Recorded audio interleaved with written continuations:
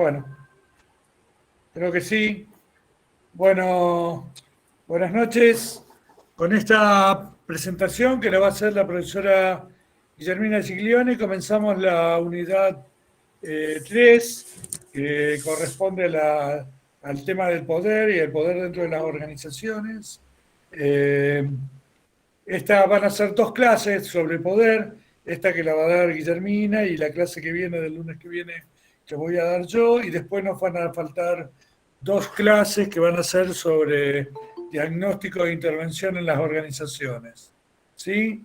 Eh, Recuerden ir siguiendo más o menos los textos que van dando en las comisiones por las cuestiones del parcial, ¿sí? Que el día lunes 27 y martes 28 de junio tanto a las 7:30 de la tarde como a las 8:30 de la mañana. Y también recuerden que lunes y martes a las 10 de la mañana estoy yo y algunos otros docentes en consulta, y el martes a las 7:30 de la tarde por este mismo Zoom estamos también en consulta. ¿Ok? Así que cualquier duda que tengan, ya la van a, cualquier cosa me pueden preguntar. Y yo creo que para el fin de semana vamos a hacer ya un listado con todos los temas y la bibliografía obligatoria que tienen que saber para el parcial, para las preguntas del parcial. Esto incluye tanto a las comisiones presenciales como virtuales. Y lo que iba a decir es que igual hoy no había mesa, pero bueno, seguramente si no estoy en el bar de la esquina, ahora voy a estar los lunes, martes a la mañana en el bar de la facultad, porque hay bar. Ahora organizaron y inauguraron el bar esta mañana. Para los que quieran, sin compromiso, estoy normalmente también los miércoles, porque alguien pidió ir de noche, porque trabaja a la tardecita, porque trabajaba a la mañana, así que los miércoles a las 7:30, 8:30, estoy en la facultad y me pueden buscar.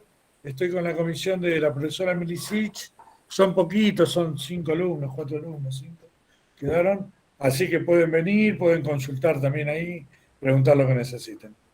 ¿Ok? Bueno, y los dejo, sí, con la profesora Guillermina Giglione, que va a iniciar la presentación sobre el tema de poder de la unidad 3. Guille, cuando Muy quieras. bien. Bárbaro, Víctor, gracias. Buenas tardes a todos. Bueno, vamos a empezar. Como bien dijo Víctor, la unidad número 3, ¿sí? Es la unidad de poder y el análisis del poder dentro de las organizaciones. Me interesa, antes que nada, hacer un nexo de lo que es, digamos, la comunicación y el poder, ¿sí? La unidad número 2 que vimos anteriormente de comunicación. Y el poder, ¿por qué se ven de esta manera? Porque, bueno, son dos grandes fenómenos que nos van a ser sumamente útiles y son casi indispensables, diría, al momento de intentar comprender, analizar y o intervenir en una organización, ¿sí? En la unidad número 4, bueno, vamos a ver justamente el tema de las intervenciones, pero quería hacer este señalamiento, ¿sí? ¿Por qué vemos comunicación y poder? Porque nos van a dar muchos datos, incluso nos van a permitir hacer un diagnóstico, ¿sí? Al momento de poder, como les dije, analizar y o intervenir en una organización. Bien, es muy difícil, al igual que sucede con la comunicación, poder, encontrar unanimidad o esto de poder definir el concepto de poder, ya que se hace bastante complejo, muy difícil, es algo que nos atraviesa todo el tiempo, que está muy presente y que, bueno, y que resulta muy complejo porque acá intervienen muchos factores, ya sean individuales, grupales, organizacionales e institucionales. Entonces, se vuelve una trama muy, muy compleja. Vamos a intentar abordarlo desde dos de los autores que tenemos en el programa. El resto de los autores los va a dar el profesor titular la semana que viene. Y lo que vamos a ver hoy es precisamente lo que plantea Petit, ¿sí? En Psicosociología de las Organizaciones, el capítulo 3, y lo que plantean Etkin y Schwarstein, ¿sí? Respecto al poder. Bien, lo primero que me interesó hacer es esto del, bueno, el significado etimológico de la palabra poder, que proviene de este término potere, no sé la pronunciación exacta, y que a su vez este deriva de pose, que significa ser capaz. ¿sí? Como verbo va a designar el hecho de tener la facultad o capacidad de hacer algo, y también puede aludir a que es posible que algo suceda, ¿sí? Entra ahí en juego el término de capacidad y de posibilidad de que algo pase.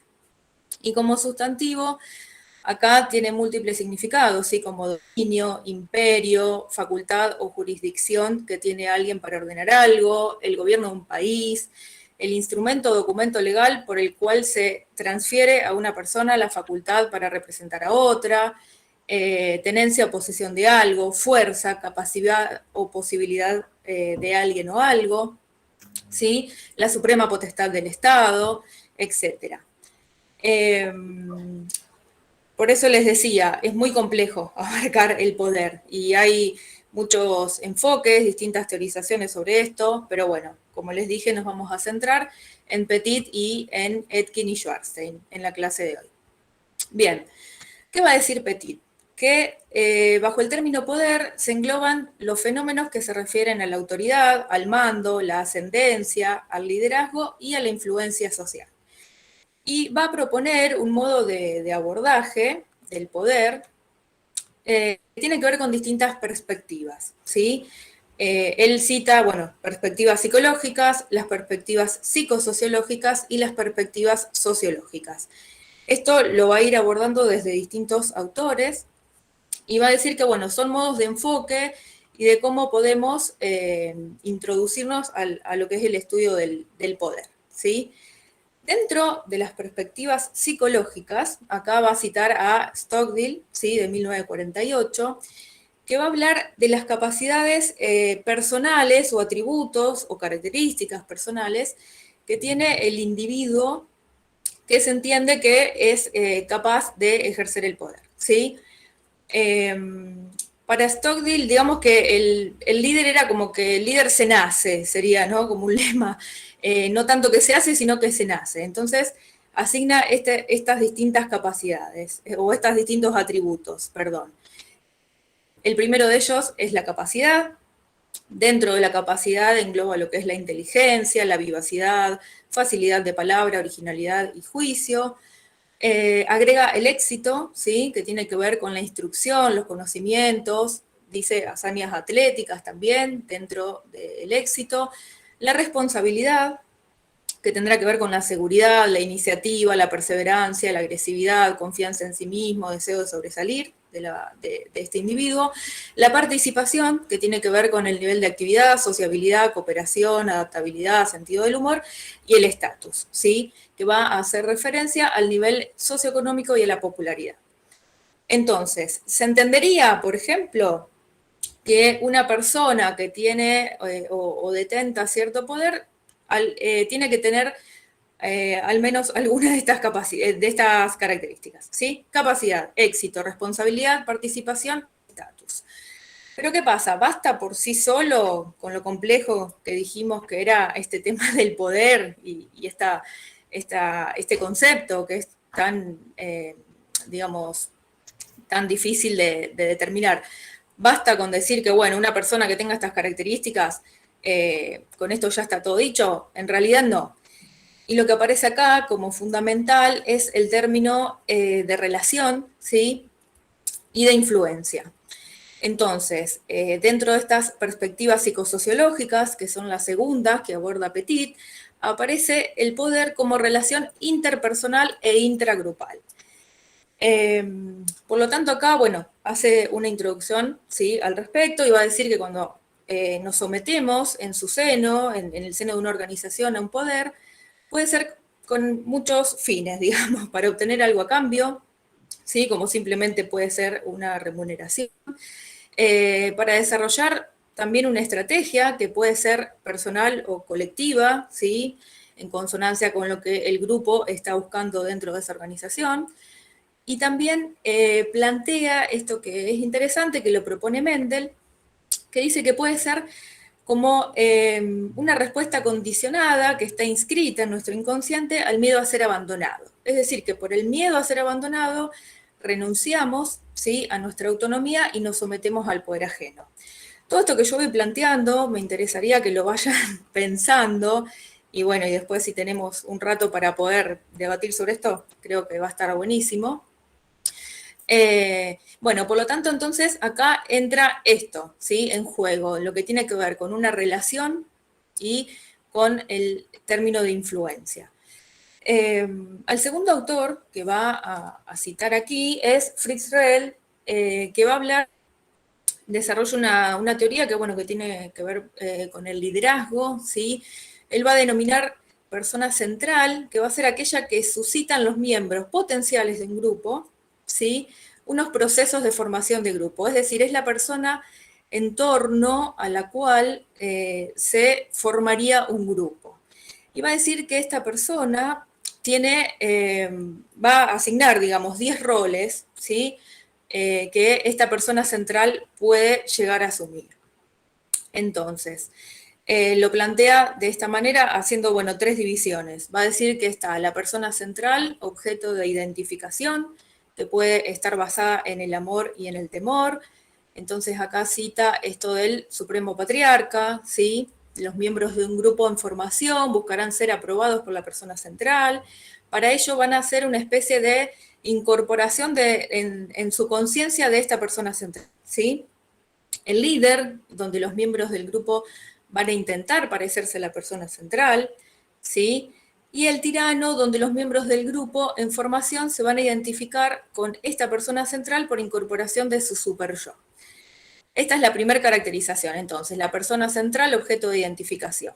Luego va a decir que están otros 2 roles englobados en lo que es la persona central, objeto de pulsiones, que pueden ser objeto de pulsiones amorosas o agresivas, ¿sí?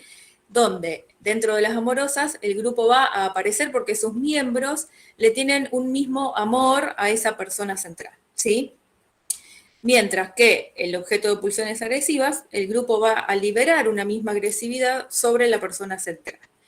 Y por último, la última división que plantea es la persona central sostén del yo, donde aparecen los siguientes roles, ¿sí? Va a decir el organizador, que va a proporcionar, digamos, a los miembros potenciales del grupo los medios para satisfacer sus pulsiones indeseables, el seductor, donde esta persona central será capaz de realizar un acto iniciador que impida la culpabilidad, la angustia y los conflictos que habrían podido nacer entre sus miembros, el héroe como aquel que realiza un acto iniciador que reduce la ansiedad, pero va en el sentido de los valores morales compartidos por los miembros del grupo, la mala influencia, que va a estar dada por, bueno, la sola presencia de la persona central va a llevar a los miembros del grupo a liberar sus pulsiones indeseables, y el buen ejemplo, que es el último de los 10 roles que plantea, donde la sola presencia de la persona central conduce a los miembros a reprimir sus pulsiones indeseables conforme a las exigencias del superyo. ¿Sí? Entonces, esto es lo que plantea Fritz Rell respecto a estos 10 roles de lo que él denomina la persona central, ¿sí? Que podemos considerarla como un líder, ¿sí? Más adelante Petit, ¿qué va a decir? Que no hay que confundir popularidad con poder, ¿sí? El hecho de que alguien sea popular no necesariamente lo va a dotar de cierto poder, pero bueno, acá habla, cita a Bastin, que advierte que si un líder es siempre popular, ¿sí? Un líder va a ser popular, pero un popular no necesariamente es un líder, es decir, un conductor de grupo. Y va a decir que en realidad líder es aquel a quien se desea ver ejerciendo una función, ¿sí? O asumiendo una responsabilidad. Es aquel que quiero que esté en ese lugar. No es lo mismo que el popular, que por ahí nos puede caer bien, pero porque simplemente es agradable o tiene la popularidad por alguna cuestión particular, ¿sí? Esto igualmente, bueno, puede ser discutible. Bien, luego cita a los autores French y Raven, que es muy interesante esto, que ellos en realidad se preguntaron, bueno, ¿qué es lo que hace que una persona se someta a un poder? ¿Sí? ¿Qué es lo que está en la base, lo que actúa ahí para que se generen estas relaciones de poder? Y van a decir o definen el poder, mejor dicho, como la influencia máxima que O puede ejercer sobre P, dicen ellos, y donde operan dos fuerzas. Una fuerza que va en el sentido del cambio de P querido por O, es decir, piénselo como una persona y otra, pónganle la letra que quieran, esto no hace la cuestión, pero sí siempre va a haber una fuerza en la que hay una persona que quiere lograr algo en la otra, quiere influir, quiere lograr un cambio, y a su vez, esta persona sobre la que se quiere influir va a oponer cierta resistencia, ¿sí? Entonces, estas son las dos fuerzas fundamentales y ellos lo definen, repito, como la máxima influencia que una persona puede ejercer sobre otra. Y van a explicar, digamos, encuentran, mejor dicho, que hay 5 bases del poder, después agregan una sexta, pero bueno, vamos a ver estas 5, que son el poder de recompensa, poder de coacción, poder legítimo, y el poder de competencia, y el de referencia, perdón. ¿Qué van a decir respecto del poder de competencia? Tiene que ver con que hay, bueno, una relación, hay un intercambio, y la persona sobre la cual se está ejerciendo el poder percibe que lo pueden recompensar. Si hace bien su trabajo, por ejemplo, ¿cómo puede ser esta recompensa? ¿De qué tipo? Puede ser un incentivo, digamos, un incremento del salario, puede ser tiempo libre, ¿sí? Puede ser que le eximan un día de asistir a trabajar, lo que fuere. Hay un tipo de recompensa que puede recibir en base a cómo actuó, ¿sí? El poder de coacción, por el contrario, tiene que ver con un poder más bien coercitivo, ¿sí? Y donde interactúa aquí la amenaza o el miedo. Es decir, pensémoslo con la misma lógica del anterior, pero a la inversa, ¿sí? Alguien no hizo lo que, por ejemplo, su jefe esperaba que haga, ¿sí? O tuvo un error muy grosero, entonces esto se puede, digamos, se puede transmitir en, bueno, te tenés que quedar más tiempo, hace horas extras, te saco un beneficio que te había otorgado, pero de alguna manera hay una coacción, hay una imposición ahí, ¿sí? Y un castigo, podríamos llamarle. En cuanto al poder legítimo, lo legítimo tiene que ver con aquello que reconozco, ¿sí? Reconozco, avalo, aquello que está legitimado son estos valores compartidos, esto de reconocer que alguien tiene el derecho de ejercer el poder sobre mí, ¿sí? Entonces, en este punto, bueno, esta persona se designó para tener poder sobre mí. O sea, reconozco que mi jefe, por ejemplo, se ganó ese lugar, llegó ahí y va a ejercer cierto poder sobre mí. Ese es el poder legítimo, ¿sí? El poder de competencia tiene que ver con la expertise, con los conocimientos. Ahí en el texto aparece el ejemplo clásico, ¿no? Del médico que tendría cierto poder sobre su paciente, pero bueno, por los conocimientos que tiene, y el paciente queda a expensas de justamente el conocimiento, la expertise y la experiencia y todo lo que tiene que ver con las competencias del médico en sí. Y por último, el poder de referencia, ¿sí? Donde se toma a esa persona que va a influenciar sobre la otra como justamente un referente, como un modelo a seguir, ¿sí? Entonces, estas serían las bases sobre las cuales se generan las relaciones de poder, ¿sí? Por recompensa, por coacción, porque es legítimo y lo reconozco y tiene derecho sobre mí, porque conoce sobre temas que yo desconozco y necesito de esa expertise, o porque de alguna manera esa persona me inspira, quiero ser como esa persona, y bueno, y acá entra en juego esto de la referencia. Bien, vamos hasta ahí. Díganme si voy muy rápido. Bien, acá entra en juego también algo muy importante, ¿sí? Que es lo del estatus, el rol y el poder.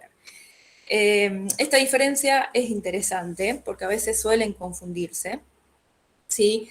Y en realidad el rol tiene que ver con el para qué, ¿sí? Digamos, tiene que ver con las funciones que se espera que yo cumpla en un determinado en una determinada ubicación, ¿sí? De la pirámide jerárquica podríamos pensar, si pensamos en una empresa X, ¿sí? Entonces, el estatus va a hacer referencia al carácter formalizado de las posiciones, es decir, derechos y deberes que se asocian a una posición. La mayoría de las veces se definen ya en reglamentos, definiciones de puestos y cargos, incluso en textos legales, decretos, órdenes, sobre todo cuando se trata de organizaciones públicas, ¿bien? Una vez que yo ocupo un estatus, que es ese lugar determinado, ¿sí? El modo en cómo me comporte tiene que ver con el rol, ¿sí? Acá, bueno, Petit va a mencionar a Henry Mendras, que dice que el rol es el haz de expectativas que regulan el comportamiento de un individuo en una posición determinada. Por lo tanto, los roles se van a desarrollar en relación unos con otros, al igual que los estatus, ¿sí? Y todo el tiempo va a haber este interjuego entre el estatus y los roles dentro de la organización, que van a estar determinados por la organización formal, ¿sí? Pero también va a haber, ¿se acuerdan cómo pasaba con la comunicación? Lo mismo que hay redes comunicacionales, hay un modo de comunicar formal, pero también aparecen las informales, ¿sí? Bueno, acá con el poder pasa exactamente lo mismo. Hay relaciones de poder que no están previstas por la organización, lo cual va a crear posiciones y roles que se pueden calificar de informales y que van a ser fundamentales también, ¿sí?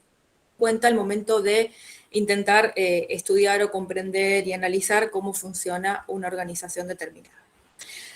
Bien, vamos a pasar ahora, ¿se acuerdan que dijimos que, bueno, que él plantea esto de abarcar el poder desde tres perspectivas? Vimos las psicológicas, vimos las psicosociológicas, donde hablamos de Fritz Rell y de French y Raven.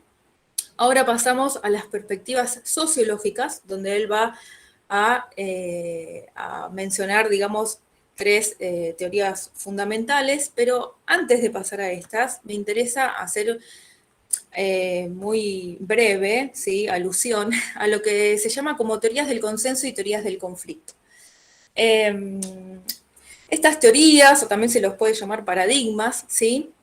En realidad, sí, sería más acertado por ahí llamarlo paradigmas, porque es un conjunto, ¿sí? de teorías que buscaron, digamos, explicar cómo funciona, ¿sí? La sociedad.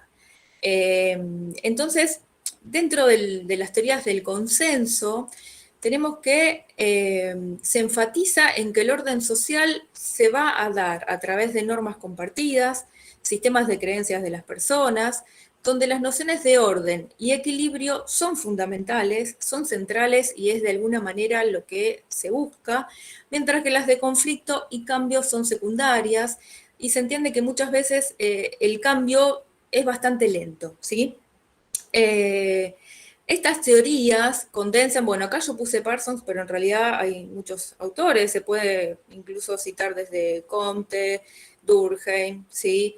Max Weber. Pasa que dentro de lo que es el funcionalismo incluso también hay una diversidad de teorías. Bueno, por eso les digo que esto es un tema bastante largo y bastante exhaustivo como para poder darlo ahora, pero me interesaba que tengan en cuenta esto, ¿sí? Como un marco en el cual, bueno, hay teorías que proponen esto, ¿sí? De hecho, nociones de orden, equilibrio, de la sociedad funcionando como un sistema, donde cada parte está en interdependencia con otra, lo asocian mucho a esto de la noción de organismo, ¿sí? Tomada desde la biología incluso. Y bueno, no hay, digamos, mucho lugar o no está en una posición central el tema del conflicto, ¿sí? Entonces, tendría que ver esto como lo que los grupos sociales tienen en común, de alguna manera, lo que se comparte, lo que está en orden y en equilibrio en la sociedad, se busca la armonía y demás. Todo relativo, ¿no? Porque algunas teorizaciones dentro de esto por ahí no son tan así. Pero bueno, por otro lado tenemos la teoría del conflicto, donde acá se reemplaza de orden y progreso por las de acción y transformación. ¿Sí? Acá aparece la idea de revolución, de cambio y de poder como en un centro, ¿sí? Bueno, dentro de estas teorías tenemos al marxismo fundamentalmente, ¿sí? la fenomenología también emparentada con el anarquismo, el existencialismo. Acá lo que van a destacar es la existencia de un choque de intereses entre distintos grupos de la sociedad, donde no tienen todos el mismo acceso al poder ni a la riqueza, ¿sí? Entonces, esto me interesaba ponerlo antes de lo que Petit cita como perspectivas sociológicas para, bueno, contextualizar un poquito esto que después plantea acá, ¿sí? Donde va a tomar el marxismo, diciendo que, bueno, que en realidad las organizaciones sí son lugares de luchas por el poder y que esta lucha está, digamos, tiene una dimensión histórica.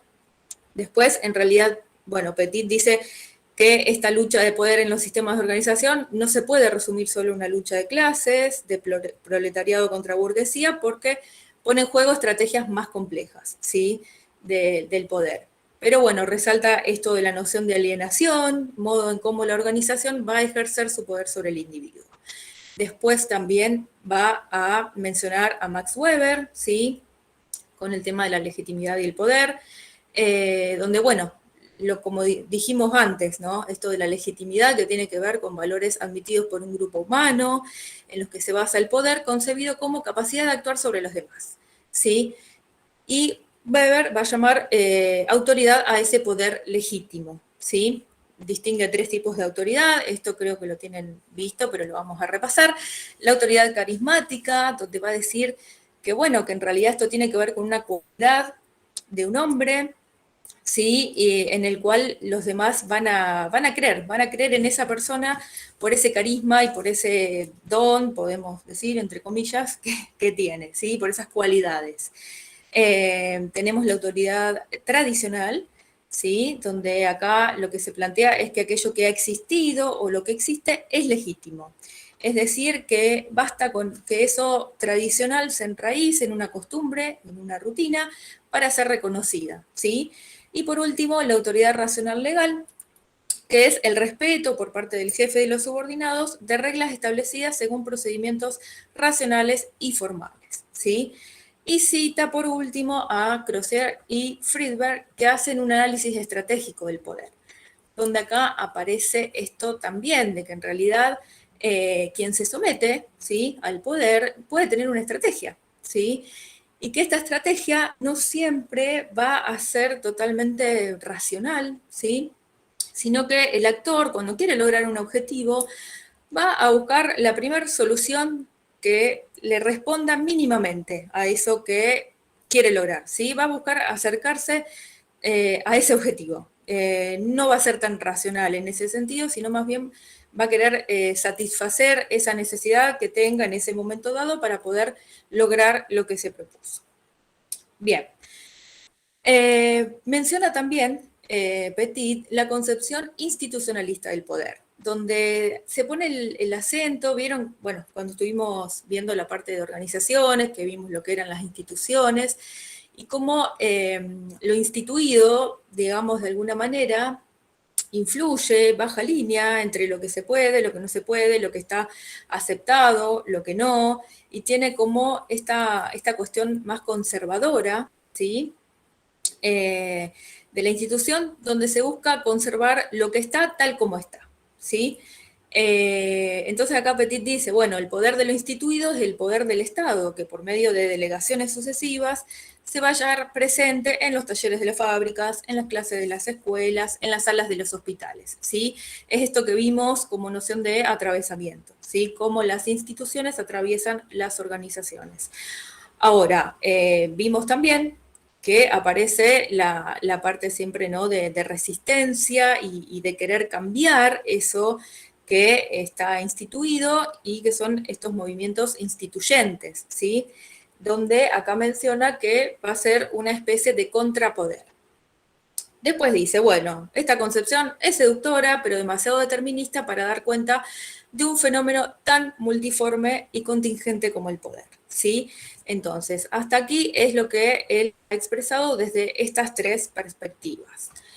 Luego pasa a un experimento que fue muy interesante, que los invito a que esto también lo discutamos y debatamos, porque es muy fue muy, a ver, innovador en su momento y creo que lo sigue siendo, ¿sí? El enfoque que le da Stanley Milgram al tema de la autoridad, ¿sí?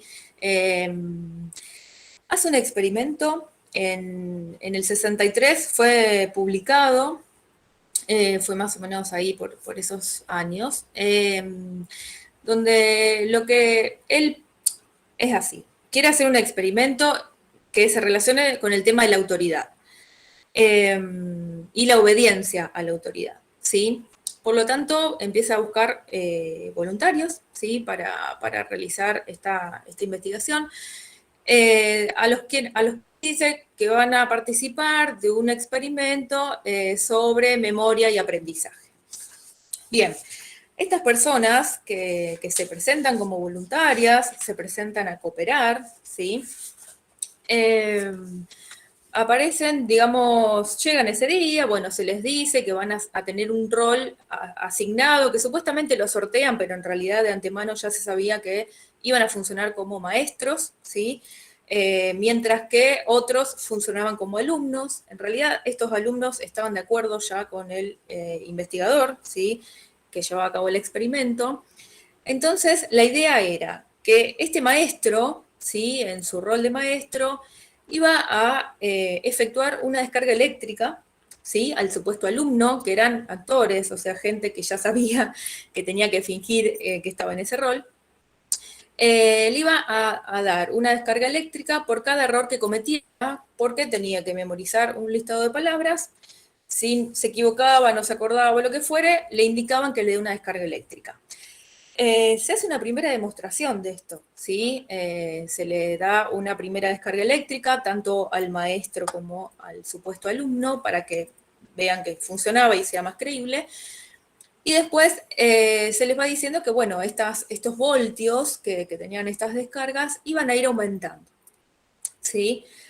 Bueno, obviamente los que estaban en el rol de alumnos fingían, sí, todo esto, pero obviamente gritaban, se retorcían, sí, hacían toda una puesta en escena de lo que les estaba ocasionando este tipo de descargas. Y lo que a Milgram le llamó la atención es que en realidad no hubo, en la mayoría, ¿sí? De los voluntarios, no hubo una negación o no hubo un abandono de este pedido, ¿sí? La gente obedecía. Algo que me olvidé comentar, que es muy importante, que esto se llevó a cabo en la Universidad de Yale, ¿sí? En Estados Unidos. Entonces, el tema acá pasaba por esto de decir, bueno, ¿por qué esta gente sigue haciéndolo? Ve que le está ocasionando daño al supuesto alumno. ¿Por qué no paran?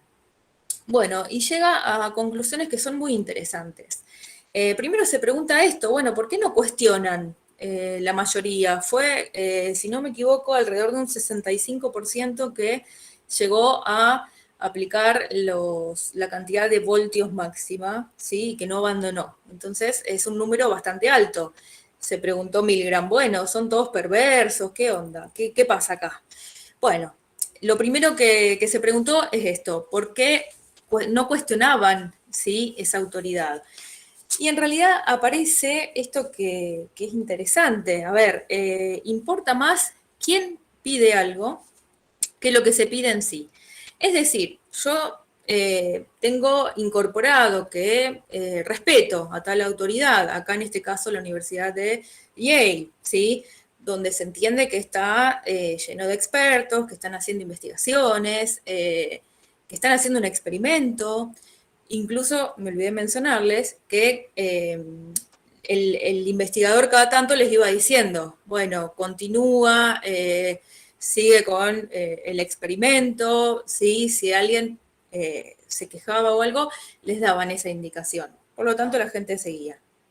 Pero bien, se volvía como un lugar incuestionable porque estaba asociado con un lugar de saber y que aparentemente estas personas no se sentían como para cuestionar lo que estaba sucediendo allí, ¿sí?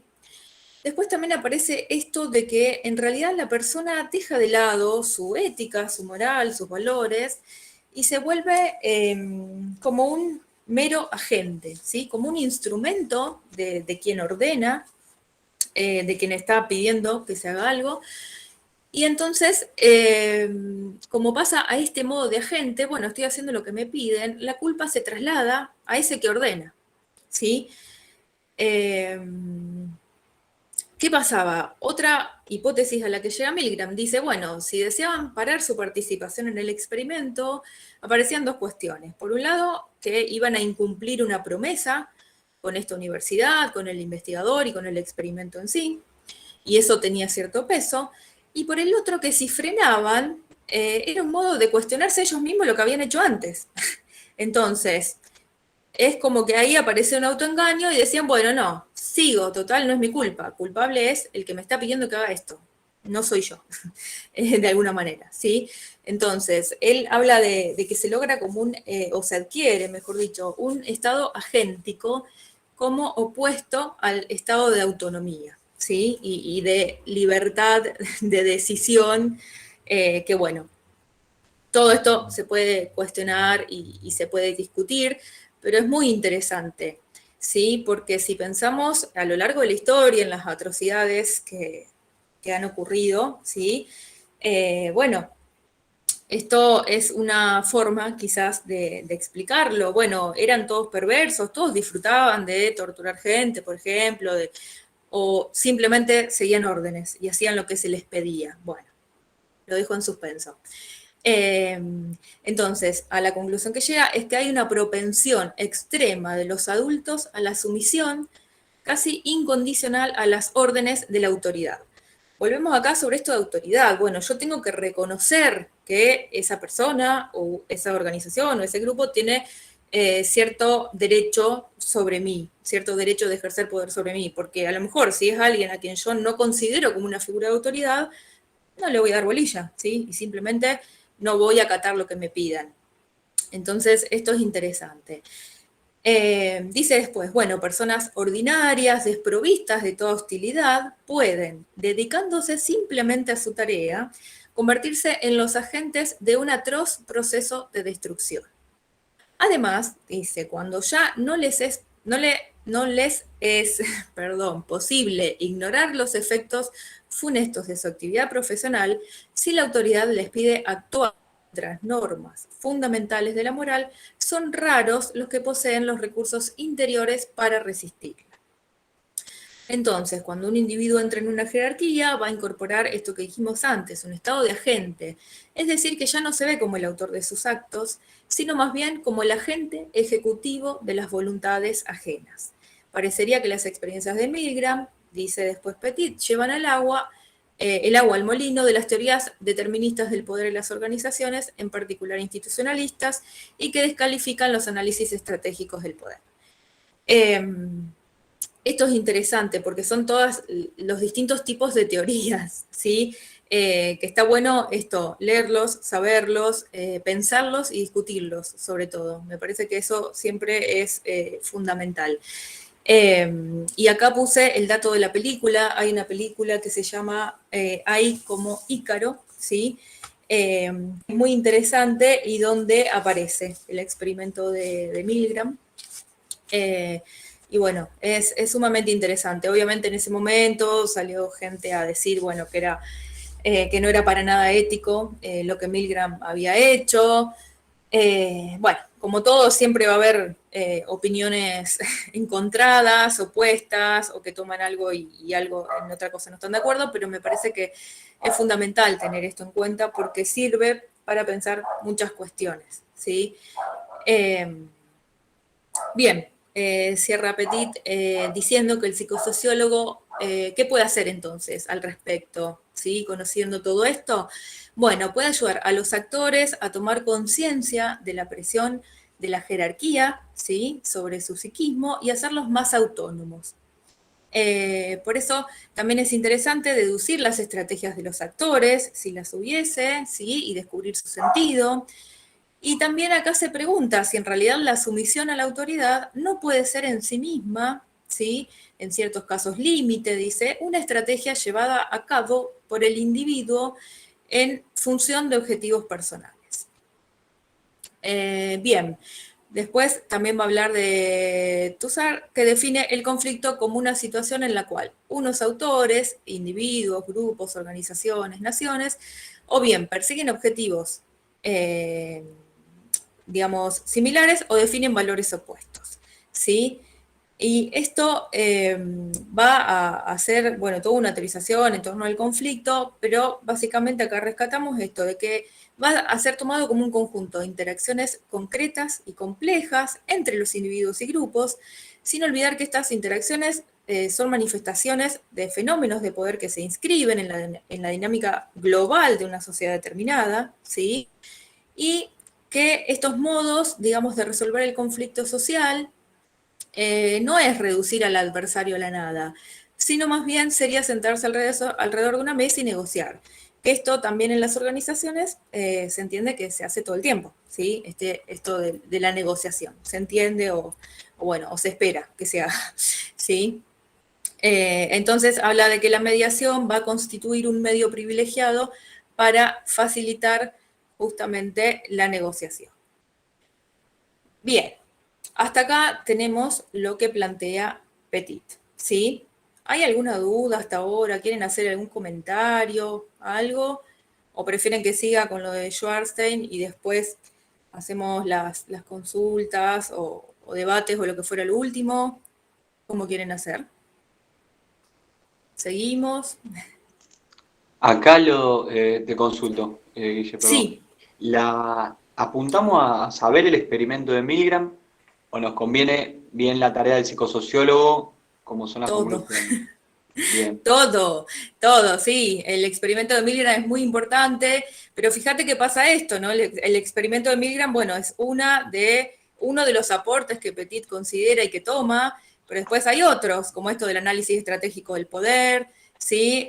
Las bases del poder. Entonces, todo es, digamos, interesante, obviamente que lo sepan, y bueno, en la medida que lo sepan, después van a saber mucho más para aplicarlo en el parcial y para la vida también, que creo que todo se puede aplicar sí, y pensar desde nuestra propia experiencia y desde nuestra propia práctica, ¿sí? Pero sí, la idea es que lo tengan en claro. El experimento está muy bueno, la película está muy buena, así que recomiendo sí, que lo vean y que lo lean. Y bueno, y esto, y que critiquen todo lo que leen. Está buenísimo hacer ese ejercicio también, y no dar por sentado que, bueno, lo leo, lo dijo tal autor, listo, esto es indiscutible. No, justamente todo se puede mirar, ¿no? Desde distintas perspectivas y analizarlo, y me parece que eso es algo que hay que hacer todo el tiempo con lo que uno lee. ¿Sí? bien, bien. Bien, bárbaro. Bueno, pasamos entonces a Etkin y Schwarzenstein. Eh, Acá los autores, bueno, Víctor la semana que viene va a hablar un poco del planteamiento que hace Milsberg, Foucault, va a mencionar algo de Luhmann también sobre el poder. Y esto lo señalo porque Etkin y Schwarzenstein van a tomar justamente de Foucault la noción de poder, ¿sí? Que después también se ve en la unidad número 6, lo vamos a ver en profundidad a Foucault, ahí con el profesor García y la profesora Taño. Pero bueno, acá vamos a hacer un recorrido de lo que plantean estos autores, ¿sí? Entienden el poder como un modo de acción, ¿sí? Se ejerce, van a decir, en la cotidianidad de las prácticas en el trabajo. Las imágenes fueron elegidas, son mensajes subliminales. No, digo jodiendo, pero bueno, fui poniendo así como imágenes por ahí para graficar un poco estas sangrientas, media extrema, pero bueno, me gustaron. Entonces van a decir que es un modo de acción, ¿sí? Y que se ejerce en la cotidianidad de las prácticas en el trabajo. Distinguen diversas fuerzas, entonces van a hablar de un poder organizacional, que es aquel que ejerce la organización, ya sea sobre los grupos, ¿sí? También sobre los individuos, la presión de los grupos sobre sus componentes, es decir, sobre los individuos o sujetos, las relaciones en el grupo, ¿sí? Lo que tiene que ver con el liderazgo, y los vínculos entre pares de individuos, vínculos personales. Entonces, fíjense, volvemos a lo mismo que habíamos mencionado anteriormente, la complejidad que reviste el tema del poder, y todas las tramas que se van generando, ¿sí? A nivel organizacional, a nivel intergrupal, intragrupal, vínculos entre pares, ¿sí? Entonces, y después tenemos el poder, que es el reconocido y emanado del orden instituido. Entonces, todo lo que fuimos viendo desde la primera unidad, fíjense cómo acá aparece nuevamente, ¿sí? Porque todo el tiempo hablamos de sujetos, hablamos de grupos, hablamos de organizaciones y hablamos de instituciones. Bien. Plantean entonces que la organización va a aparecer como una pluralidad de centros de poder, ¿sí? Donde múltiples sectores se enfrentan, negocian, defienden sus particulares intereses.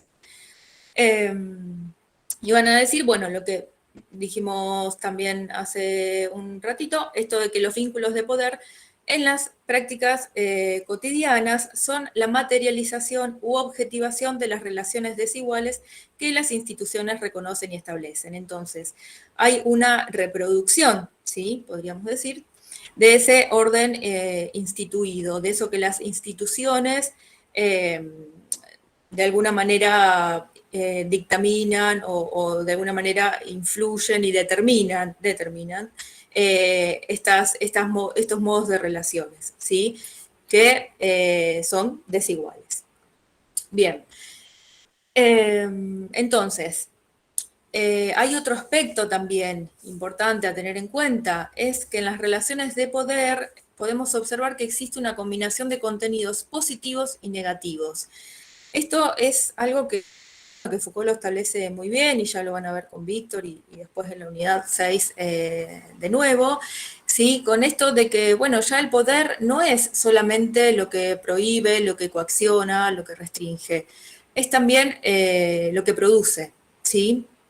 Lo que genera cambios, lo que modifica. Entonces, esta combinación de contenidos positivos y negativos tiene que ver también con esto, de que en cierta parte el poder va a producir admiración hacia quien lo detenta y una actitud productiva, mientras que en otros momentos o en otras situaciones puntuales mostrará cierta hostilidad y un afán destructivo, ¿sí? O la resistencia de la que hablamos hoy cuando mencionábamos a Frenchy Raven, ¿sí?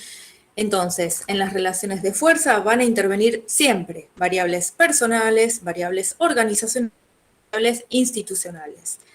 Estas relaciones, van a decir ellos, nacen y se construyen en la práctica cotidiana y en todos los niveles. No es que el poder está en el ápice estratégico o que el poder está sectorizado en una partecita. No, pasa en la cotidianidad y en todos los niveles, ¿sí?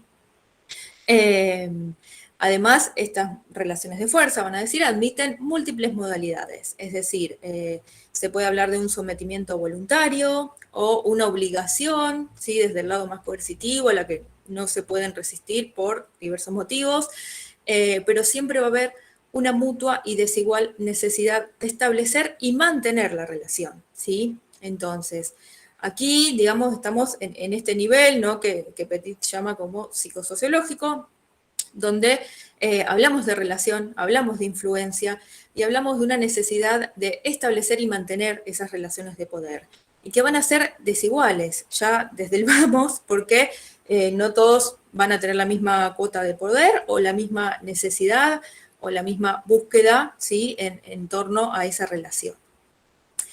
Y aquí entonces ellos van a señalar las características de las relaciones del poder, ¿sí? Bueno, lo que dije antes es esta, asimetría en las relaciones, ¿sí? Es desigual la relación de poder en algún punto porque no todos los actores van a tener, digamos, la misma cuota de poder, ni van a estar dotados, ¿sí? del mismo poder, ni van a buscar lo mismo, ¿sí? Entonces, hay una asimetría que tiene que ver con eso. Las resistencias en el vínculo, que es lo que mencionamos antes también, ¿sí? Y lo que plantean Frenchy Raven, donde, bueno, siempre que hay poder y que hay una influencia, también esto genera resistencia. La resistencia, ¿qué busca a veces? Simplemente frenar un poquito, ¿sí?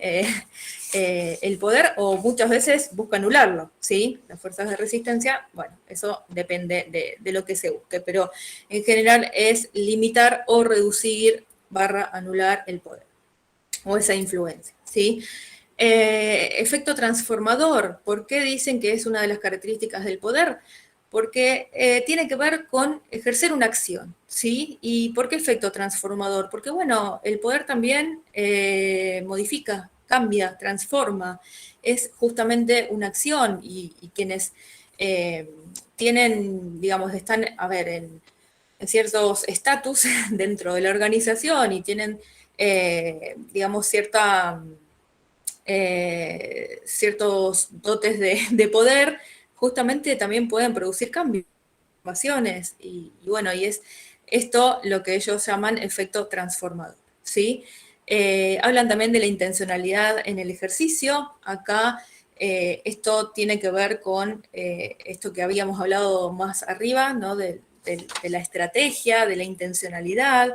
Hay un deseo de obtener un beneficio. Muchas veces esto tiene que ver con el reconocimiento, ¿sí? El reconocimiento de mis pares, el reconocimiento de mis subordinados, el reconocimiento de mis jefes, ¿sí? Pero el deseo de reconocimiento tiene que ver con esto, ¿sí? Con la intencionalidad. El deseo de reconocimiento, después lo menciona también, sí, que es lo que acabo de decir. Bien. Las representaciones simbólicas, van a decir, bueno, ¿cómo se exhibe el poder? ¿Cómo hago para mostrar que tengo cierto poder o cierto rango dentro de una determinada organización sin estar todo el tiempo diciéndolo? Bueno, lo exhibo mediante insignias, lo exhibo mediante una vestimenta determinada, ¿sí? Esto acá es donde entra en juego estas representaciones simbólicas. Luego también hablan de un lenguaje específico, que también esto es importante porque va a ser inherente a cómo, a ver, va a ir circulando la información, cómo van a ir circulando los diversos lenguajes, cómo lo voy a ir relacionando con los contextos en los que se dan, en los que se expresan, qué pasa respecto de los otros. Hay lenguajes específicos que, bueno, que permiten, digamos, incorporar a otros, no, que son muy sectorizados. Bueno, esto también ellos lo señalan como una de las características, ¿sí? Hablan también de efectos localizados. Esto tiene que ver con un aspecto situacional del poder, ¿sí? Donde va a haber alianzas puntuales que se van a dar en un aquí y ahora. Ellos dicen que van a ir como generando mapas de poderes, ¿sí? Por ejemplo, pasa algo puntual, hay que actuar en una determinada situación, bueno, quizás ahí se incorpora un nuevo modo de actuar, de resolver esa situación, y esto va a ir como configurando ciertos mapas o ciertos modos en cómo se ejerce el poder. Pero siempre esto es situacional, ¿sí? Es en un aquí y ahora, que no quiere decir que se traslade a otra situación que pase en otro momento o en otro lugar. Eso tiene que ver con los efectos localizados. Después mencionan las funciones represivas y productivas. Esto más o menos también lo fuimos diciendo, aunque con otras palabras, pero es esto, productivas, ¿por qué? Porque moviliza recursos el poder, porque posibilita la cohesión de la organización, ¿sí? Genera lealtades dentro de la organización, que son necesarias.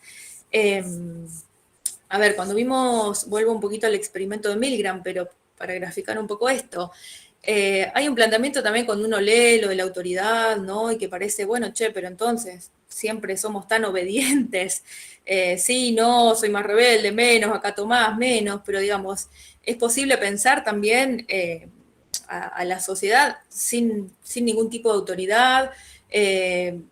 Nos enseñan, de hecho, a obedecer desde muy chiquititos, ¿sí? Y los valores también los incorporamos de esa manera, ¿no? Y hay siempre un obedecer, desde que somos muy chiquitos a los padres en principio, después esto se extrapola a la escuela y así por todas las organizaciones que vamos pasando, ¿sí?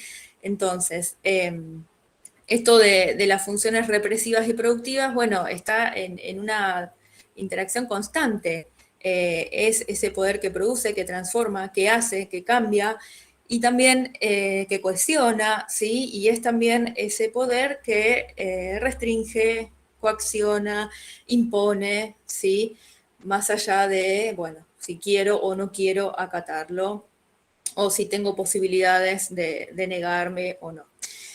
Después ellos hablan de la integración con el saber, donde acá saber y poder, bueno, esto también lo van a ver mucho con Foucault, es muy interesante porque hay una mutua, digamos, determinación entre poder y saber, ¿sí? El saber es una forma de poder, ¿sí? Aquel que sabe sobre algo se entiende que puede tener más poder que otro que no sabe sobre eso en específico que se requiera, ¿sí? En ese momento. Y a su vez el poder desarrolla la capacidad de construir conocimiento, ¿sí? De hecho, las ideas, los paradigmas que funcionan al interior de la organización son posibilitados por el poder, ¿sí? Y después, por último, las bases de legitimación, que dijimos, esto bueno, lo mencionamos también cuando hablamos de legitimidad y hablábamos de Max Weber y cómo plantea el tema de la autoridad. Las bases de legitimación tienen que ver con que es el elemento, uno de los elementos constituyentes del poder, ¿sí? Y acá, bueno, mencionamos de vuelta la tradición, el carisma, los marcos jurídicos, ¿sí? Y esto de que en realidad cuando hay una base de legitimación, cuando algo está legitimado, se entiende que requiere de cierto debate, cierta negociación, es decir, que no puede ser impuesto, ¿sí? Entonces, todas estas características son las que ellos mencionan en torno al poder, ¿sí? Que se pueden observar claramente en las distintas organizaciones. Está bueno también que se pongan a pensar sobre esto, es interesante. Y después, bueno, acá les hice un cuadrito que en realidad grafica, a ver, como un modo de reducción, ¿sí? Porque, bueno, tenía la idea de que por ahí el tiempo no nos daba, así que es como, a ver, esquematizar un poco el planteo que ellos hacen en torno a las organizaciones. El libro se llama Identidad de las Organizaciones, Invariancia y Cambio, ¿sí? Y ellos mencionan que en realidad es un reduccionismo bastante, sí, demasiado reduccionista, digamos, poder abordar las organizaciones desde sus objetivos, ¿sí? Y verla sola o quedarse solo en ese punto. Y va a decir que en realidad hay diferentes dominios, ¿sí? Como para poder entender y abordar las organizaciones. Entonces van a decir que los objetivos, el proyecto de la organización, el para qué y el hacia dónde de la organización está dentro de esto o se engloba dentro de esto que llaman ellos los propósitos, ¿sí? Van a plantear que cada dominio en realidad tiene su lógica, ¿sí? Y bueno, acá el de los propósitos, la lógica va a ser la racionalidad porque dice, tiene que ver con esto, la razón de ser de la organización, donde se engloban esto, objetivos, proyectos, qué es lo que se quiere lograr, ¿sí? Después hablan también de un dominio que es el de las capacidades existentes, que tiene que ver con los recursos, ¿sí? Y la lógica que va a interactuar acá es la del usufructo, o sea, cómo voy a usar esos recursos de los que dispongo en la organización. Y por último, hablan del dominio de las relaciones, cuya lógica va a ser el poder. Entonces, fíjense si no es relacional esta cuestión del poder, ¿sí? Cuando hablábamos más arriba de este planteo que hace Stockdale, ¿sí? De las cualidades o las 5 características que tiene una persona o se entiende que debería tener, ¿sí? Alguien que detenta el poder. Bueno, decíamos, estas características individuales por sí solas no valen, porque de hecho, ¿qué pasa? Mucho en recursos humanos, selección de personal, se evalúan esas características, ¿sí? Muchísimas veces se busca a alguien que tenga capacidad, que sea responsable, que tenga participación, etcétera, etcétera. Ahora, estas características evaluadas de esa manera están descontextualizadas, ¿sí? Porque en realidad no se está viendo a esa persona en un contexto determinado, frente a una situación determinada, no se está viendo o no se está pudiendo prever cómo va a actuar en esa situación, ¿sí? Bueno, ¿qué pasa con las presiones? ¿Qué pasa con la toma de decisiones? Fundamental en todo lo que tiene que ver, ¿no?, con las organizaciones. Bueno, cómo está decidiendo tal persona o cómo está posicionada entre, no sé, alguien que podemos decir está en la línea media, entonces tiene que tomar una decisión que afectaría a un sector, pero quizá favorecería a otro. Bueno, todas estas situaciones y esta complejidad que reviste el tema del poder y que se ven en el día a día de la organización, bueno, a ver, bastaría por sí solo con unas características, sí, si se las tiene obviamente mucho mejor, pero es este cuidado de decir, bueno, esta persona puede estar dotada de estas características, pero en un determinado momento, como decimos vulgarmente, se le quemaron los papeles, no supo qué decidir, no supo qué hacer, no supo cómo resolver la situación, etc. Entonces, siempre todo supera un poquito, ¿sí?, a lo que llega como más reduccionista quizás, y que a veces es necesario, porque obviamente el que está seleccionando personal, bueno, a veces hay ejercicios, sí, que los ponen en situación, pero bueno, no termina siendo el estar en la situación en sí concreta, entonces termina siendo complejo.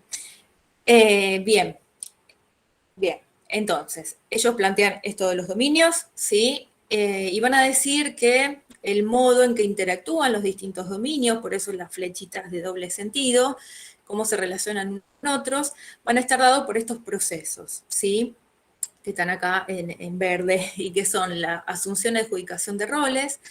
Esto va a estar entonces determinado entre los propósitos de la organización y las relaciones. Mediante la asunción y adjudicación de roles van a ir trabajando en esto, ¿sí?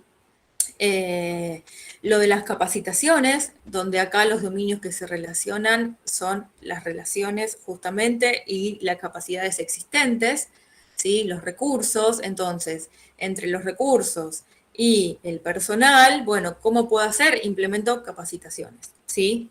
Y las capacidades existentes con los propósitos se van a relacionar mediante la productividad, ¿sí?, que es hacer uso de los recursos en la medida que los tenga, que mejor los use y demás, se entiende que voy a alcanzar los propósitos de la organización.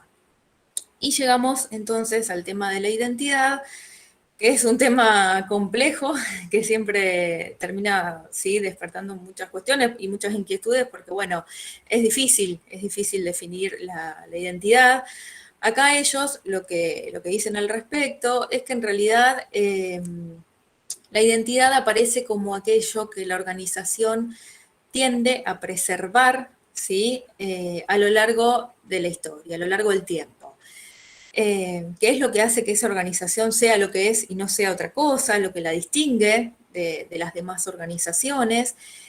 Y hablan, el título es Identidad de las organizaciones, invariancia y cambio, que uno dice, parece muy contradictorio, ¿no? Porque como invariancia por un lado, cambio por el otro, pero bueno, si bien es un poco enroscado el planteo que hacen, aparece esto del cambio que necesariamente va a estar en las organizaciones, no se mantienen estancas, ¿sí?, a lo largo del tiempo, como los seres humanos en general, no nos mantenemos estancos a lo largo de la vida, siempre hay modificaciones, pero va a decir, bueno, a pesar de esos cambios y de esas modificaciones, va a haber algo que se va a intentar cuidar, preservar, y que es fundamental para la supervivencia de esa organización.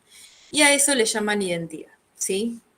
Entonces, la identidad sería eso que dijimos, distingue una organización de otra, que la organización tiende a preservar, a cuidar, ¿sí?, a proteger, y que a veces, esto es interesante también, puede ser negativa esa identidad, ¿sí? Porque acá ellos hacen también la distinción entre lo que es identidad e imagen. Van a decir, bueno, imagen es lo que la organización quiere mostrar que es, ¿sí?, o quiere que los demás crean o vean qué es. Entonces van a decir, bueno, la imagen es la reputación de alguna manera que tiene la organización. La identidad no es eso, es más, la identidad tiene que ver también con un hacia adentro de la organización, ¿sí? Con ciertas coherencias internas, con cómo se percibe esa organización para adentro, y que justamente, bueno, también la va a diferenciar de otras organizaciones, pero este señalamiento lo hacen, ¿sí? Que no es lo mismo identidad que imagen. Y van a decir que, por ejemplo, si se toca algún rasgo así de la identidad, va a cambiar todo, se va a reconfigurar la organización. Entonces, ahí dan el ejemplo de una empresa X, ¿sí? Que de repente digamos, se muta, por decirlo de alguna manera, en una cooperativa, ¿sí? Entonces, ahí la lógica ya es un cambio muy fuerte y va a implicar que, digamos, va a ser como que surge otra organización, ¿sí? No va a ser la misma. Y después, dentro de lo que es la identidad en sí, también citan un ejemplo que me pareció que estaba bueno, que es esto, dicen, bueno, las organizaciones públicas, por ejemplo, los organismos públicos, que son organizaciones burocráticas, ¿sí? ¿Cómo uno las identifica rápidamente? Y sí, por esto. Son burocráticas y a lo largo del tiempo quizás modificaron, implementaron tecnología, cambiaron, no sé, sumaron puestos de personal, cambiaron ciertas dinámicas, modo de relacionarse, lo que fuere, pero siguen teniendo ese rasgo que las identifica como tales y que es la burocracia, y que siguen siendo o comportándose de esa manera, ¿sí? Entonces siguen decidiendo hacer lo que vienen haciendo desde hace mucho tiempo, y ese sería como un rasgo, como, esa identidad que cuesta, sí, modificar de alguna manera y que intentan justamente preservar. Y que no necesariamente tiene que ser positiva, porque acá estaríamos hablando de algo que es bastante negativo, ¿sí? A nadie nos gusta ese tipo digamos, de burocracia y el renegar y cuando te mandan de un lugar para otro, ¿no? Y todo lo que implican los papeleos y demás cuestiones. Entonces, bueno, esto es más o menos el planteo, ¿sí? Que tenía preparado para hoy de estos autores. Es exhaustivo, ¿sí? Petit, de hecho, esto lo repetimos siempre para que no genere confusión, porque después van al final y dicen, Petit dijo, Petit piensa, Petit. En realidad, Petit va citando autores, ¿sí? Va haciendo un recorrido, obviamente por ahí va tirando algún hilito, pero en general es esto, es como podríamos decir como un manual, como dice Víctor, ¿sí? O como un compilado de diversos autores que a veces los alumnos que dicen, uy, es exhaustivo, sí, porque va haciendo como señalamiento por distintas teorías, pero que son necesarias que las sepan, ¿sí? Y que las puedan tener claras y bueno, y que las puedan pensar, cuestionar y lo que les dije anteriormente, ¿sí? Yo agregaría sobre Petit, hay dos puntos, o hay un punto general que es la clasificación que hace entre las clasificaciones entre el poder a nivel psicológico, psicosociológico y sociológico. Dentro de cada una de estas clasificaciones él toma muchísimos autores, ¿no? Y después, cómo en la medida en que ustedes pueden desarrollar otros autores o otras teorías de poder, pueden tener a Petit como material de consulta. ¿Se entiende? Para consultar un tema, por ejemplo, desde la perspectiva individual o desde la perspectiva grupal, o para saber que existen una cantidad de autores, psicólogos, psicólogos sociales, sociólogos, antropólogos, etcétera, etcétera, ingenieros que trabajan en organizaciones que van dando diferentes teorizaciones o hipótesis sobre el tema. Digo, lo importante es lo que señalaba Guille, lo importante es que tengan a Petit no como una teoría de las organizaciones, sino como un hardbook, digamos, un diccionario, un material, es como la plancha y Pontalí en el psicoanálisis, digamos. Es un diccionario, es un material de consulta, pero la plancha y Pontalí, ustedes saben, no va a desarrollar una teoría psicoanalítica. Bueno, Petit no desarrolla una teoría del poder. ¿Se entiende? Entonces, cuando hablan del poder en las organizaciones, desde la perspectiva psicosociológica primero y la perspectiva institucional, tengan en cuenta esto, párense en algunos autores y en todo caso consulten otros materiales sobre la perspectiva del poder en las organizaciones, ¿sí? Nosotros después, la clase que viene, yo voy a dar algo de Mixwer, que es una teoría puntualmente, la voy a tratar de comparar con Luhmann y la voy a tratar de comparar con lo que dice Foucault, para que ustedes vayan orientando y aparte vayan saliendo ya de la mera perspectiva organizacional y vayan introduciéndose en la perspectiva institucional, ¿ok? No sé si tienen alguna pregunta para hacer. No hay problema, está todo bien. Yo voy a tratar de quitar la grabación, pero las preguntas pueden hacerlas igual, ¿eh? Tenemos 10, 15 minutos